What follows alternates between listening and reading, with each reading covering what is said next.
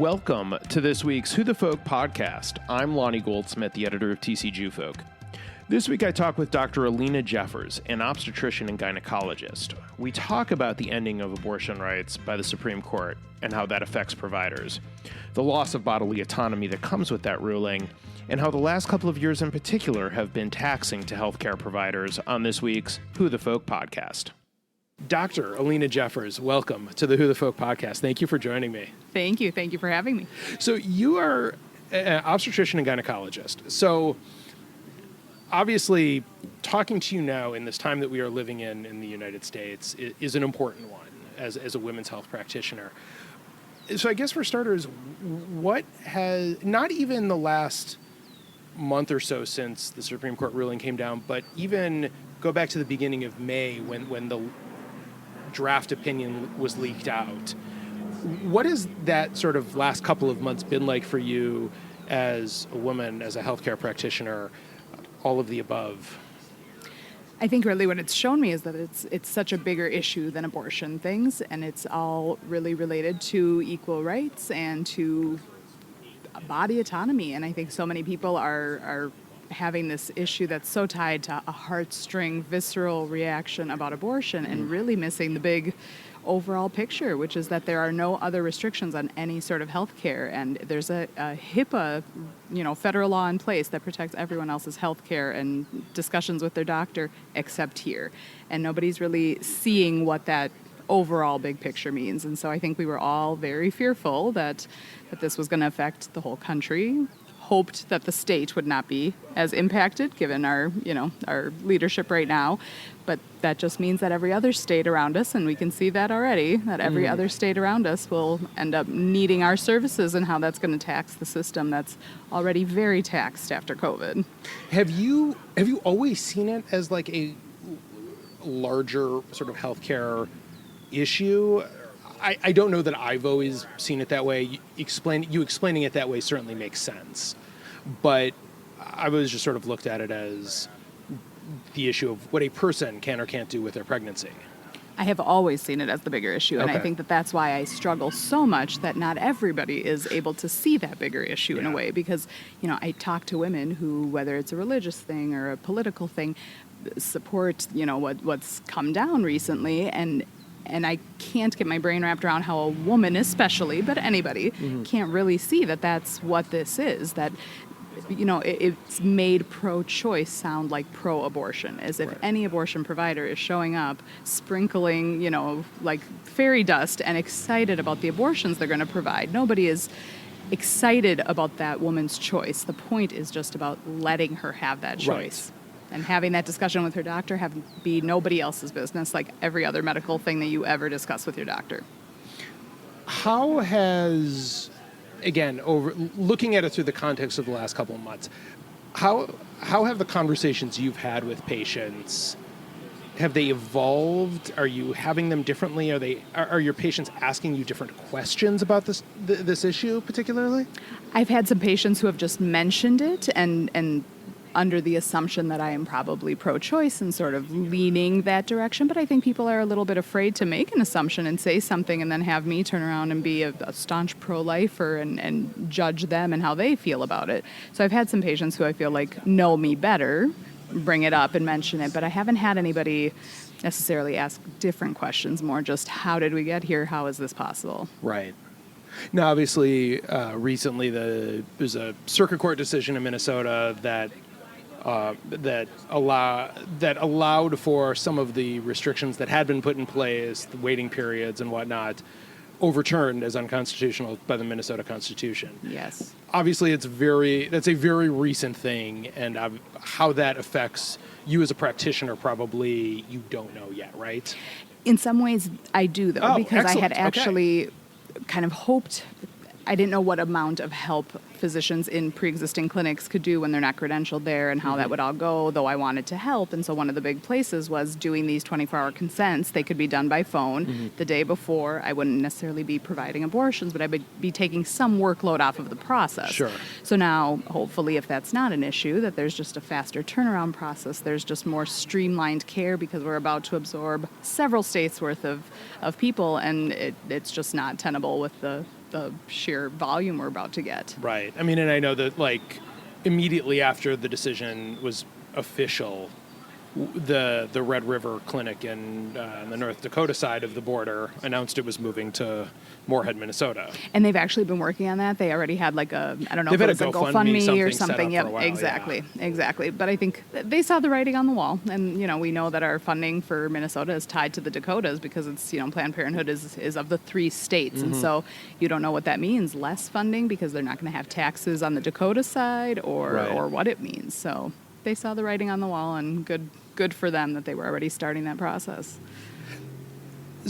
Given the field you chose to go into, and we'll get into sort of where that started in a sec, but I just wanted to stick here for a moment. Has the issue of abortion and a person's right to choose, has that always sort of been at the forefront of your mind with your practice?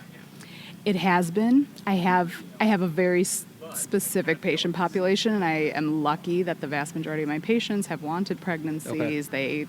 Most of them come from a different socioeconomic background. They're not necessarily choosing this commonly, so I don't have a lot of that. Okay. But I had a partner who's subsequently retired who is staunchly pro-life, and when I joined as a brand new person, I didn't want to push back too very much, but I had wanted initially to maybe once a month or something help at an abortion clinic, and she was absolutely not having it. And again, I maybe should have pushed back, but as the brand new hire, I just thought, maybe I'll just not, ruffle feathers all of a sudden, first day. But it was, it's something where she has to provide referrals, but we were not allowed to even think about such things. Really?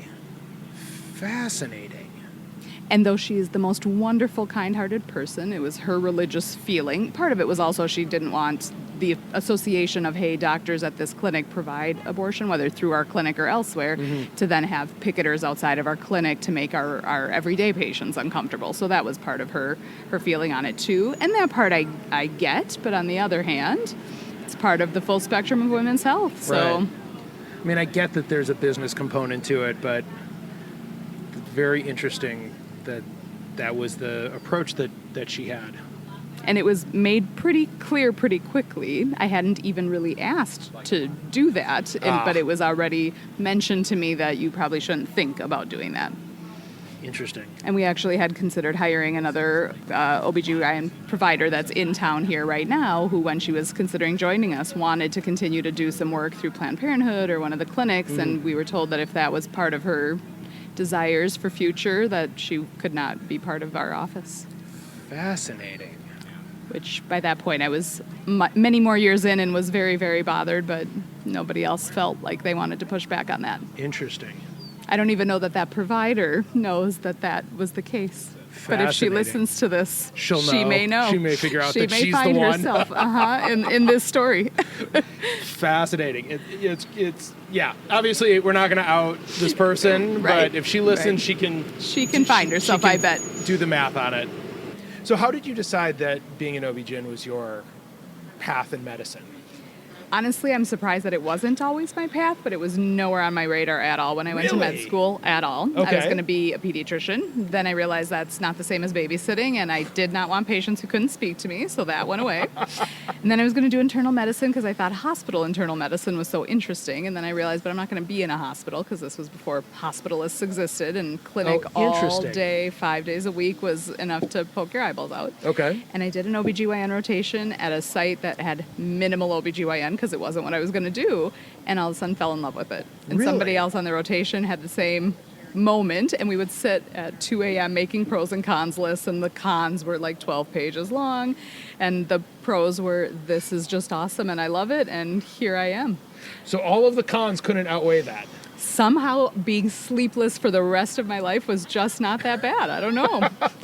Fast forward 17 more years, and I'm really wondering why I didn't just go into like inpatient psychiatry like my girlfriend, but here I am. So where did you go to med school?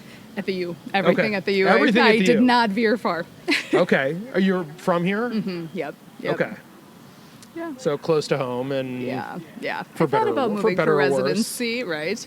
And then thought, why would I move at the hardest time of my life and leave all of my friends and family support? So I ended up just staying, and And the rest is history. Nice how that worked out, though. At least now I don't have to spend my vacations traveling to other states to see family. That's true. So 17 years, though, it's a long time in this practice. And I say that with like we talked about before we recorded, but my father is a recently retired OB who did this for 50-ish years, and which is just an extraordinarily long time. But like is different eras too. Yeah. Is it still as hard? I think it's harder. Is it? Okay. Yes, How come? I think it is. I think we heard all the time when we were in med school how medicine has changed, and it was, the young kids looking at the old timers being like, whatever. And now I guess I'm that old timer who's like, oh, medicine has changed. Don't go into it, be a physician assistant. I think COVID really changed a lot, but honestly, I think the single biggest factor to medicine is electronic medical records. Okay. It has sucked the life out of physicians everywhere. Really? How come? I would have thought that would make the job easier. Only in information sharing purposes. When it was just a chart, you shorthanded a few notes, you stuck a couple lab orders in and you sent it off. Now everything has to be, ready for insurance and billing and all these things. And now patients all have my chart, which sometimes is nice to have that, quick access to send a quick note to a patient, hey, thinking of you, or hey, I saw your results from that other office, here's what I think. But they also have never-ending access to you. So you can see when a message comes through, and at 2 a.m. I will get a My Chart message, not that I'm seeing it at 2 a.m., that a patient is probably watching TV and decided to text her friend, except that it's My Chart to her doctor, and it's, hey, Alina, as my doctor, can you tell me about keto? And I'm like, well, as you and I talked before we started recording, Alina knows nothing about keto. Dr. Jeffers will refer you to a nutritionist. That's right. Alina is having some jelly beans right now while answering your message. Okay, the problem is you're answering the message at 2 in the morning.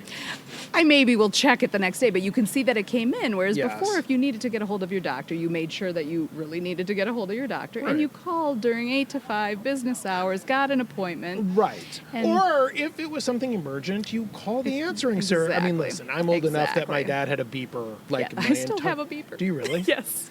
I can still remember the phone number to his beeper, which Really? is frightening. That's funny. I don't remember the last I don't know if I know my own pager number right now. That's in my purse. Oh my God, it's hilarious. Like this is, how ingrained that part of his life is on me. Yeah.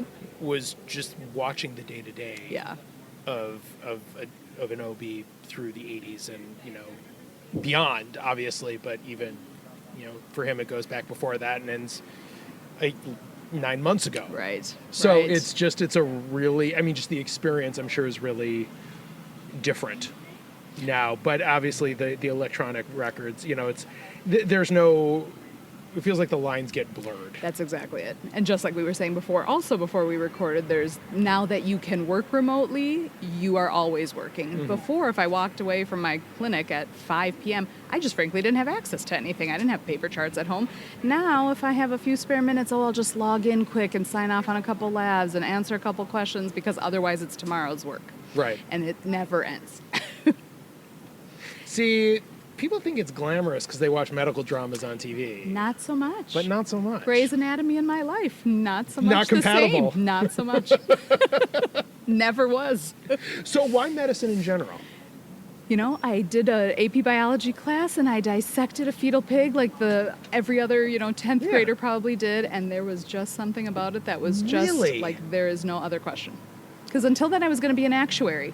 And now I think about my personality and think, was I insane? What was I thinking? Could not sit quietly and not talk to anybody and crunch numbers all day. That is so not That me. sounds dreadful. Probably are, paid Look, there are quite plenty well. of people. and There are plenty of people to whom that is a great gig. Right. That's fine. they're That's probably the exact job that's sinking my profession, but otherwise. whatever. Besides that, it's fine. They crunch good numbers for the insurance companies That's right. that wreck the medical practice. That wreck the medical practice, yep.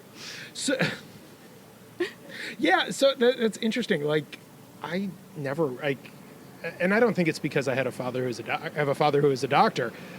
That was just never what I wanted to do. Not that's one of my kids Not one of says them? that they want to be. And I don't blame them. I and said, would you actually dissuade? don't. I Given would. given the the endless cons and the pro-con list, and how much has changed in the last 17, 18 years since you made that list, would you want them doing this?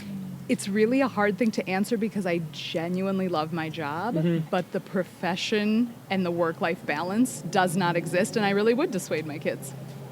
I really would. I tell everybody who asks me now to become a physician assistant and not a physician. Interesting.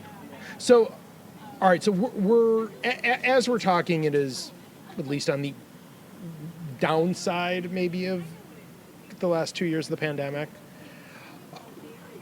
Would you have said the same thing pre-pandemic in terms of the work life and how hard, like the really large challenges that come with it? I think the volume of need, the health of the patient is exponentially getting worse. I think really, truly, like I said before, it's electronic medical records. As soon as that became the mainstay and my chart became the mainstay of medicine, that's when it really took all facets of your life are gone besides work if you're not careful.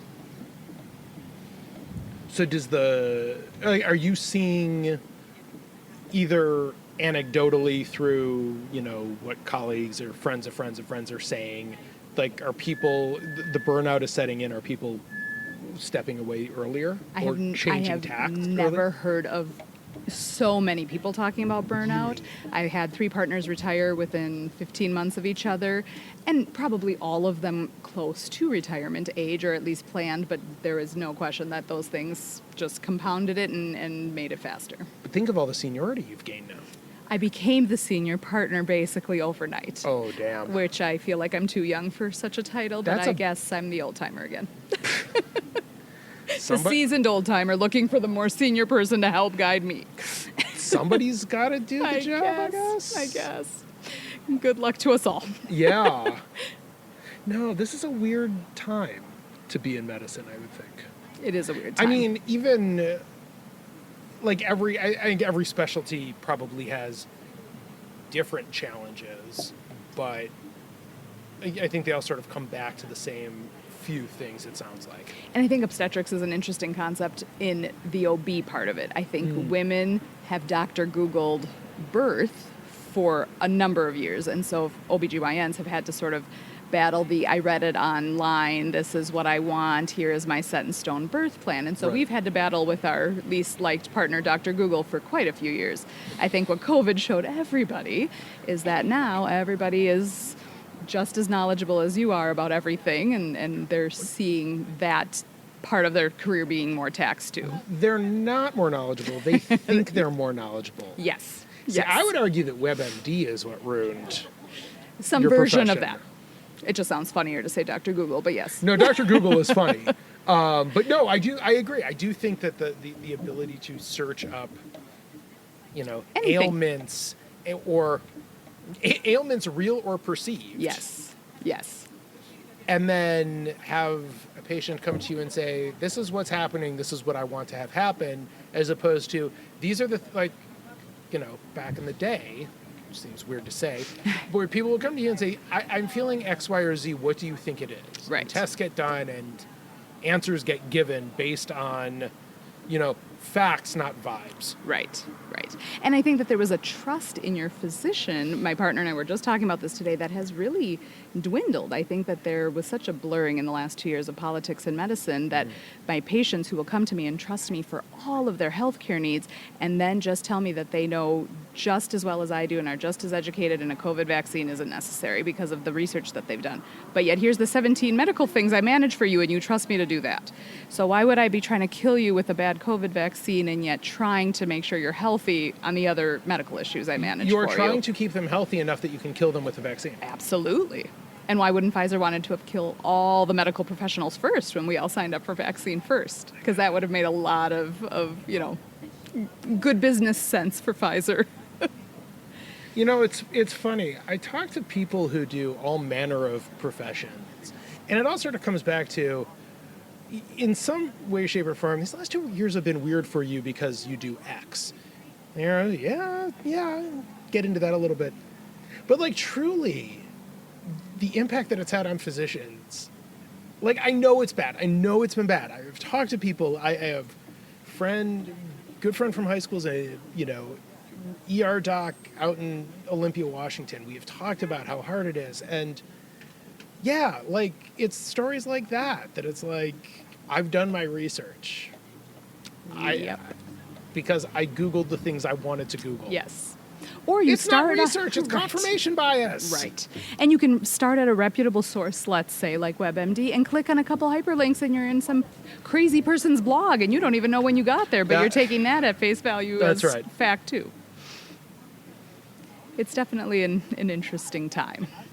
And medicine and politics, clearly, for our starting subject and all things medicine, politics and medicine have never been so blurred, ever. And I don't understand how we extricate ourselves from that, because especially when physicians don't also support everything they've ever been taught, which is peer-reviewed research and Right. literature, and when they also throw that all out the window for political reason, it's really hard to have any buy-in when doctors and nurses also don't support what is peer-reviewed research. When did doctors and nurses stop trusting that? There's obviously fewer doctors that don't trust it. That, you know, when they talked about the percentage of doctors, let's say from a vaccine standpoint, that were vaccinated versus not, it was a minuscule proportion of Right. physicians. They just seem to be louder on social media and internet source. But there was Everybody's a louder on good social amount of nurses that were anti-vax and really were just dangerous enough with the amount of medical information that they had to be, you know, taken as a good source, and it was dangerous. You get into a scientific profession and not just be anti-science, but like hate the science. Yes. And hate the process. Right. Knowing about biases, knowing how you can spin statistics a million different ways, and not still understanding the danger that is to throw all peer-reviewed research out the window and start talking about anecdotal experiences. There has to be an art to medicine. I'm not saying that you follow research blindly. No, But absolutely. you have to have the research be your cornerstone.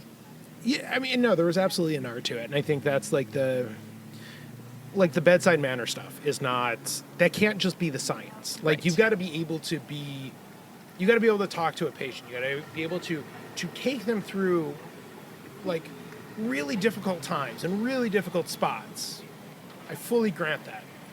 But like, how you get them through that is what the science is. Because Like, that then you should won't be leading you. discredited later when it doesn't pan out because you told them about one experience versus the basis being good science. I gotta tell you, I am not sure I've ever been more happy to not be a physician than after having this conversation. Yes.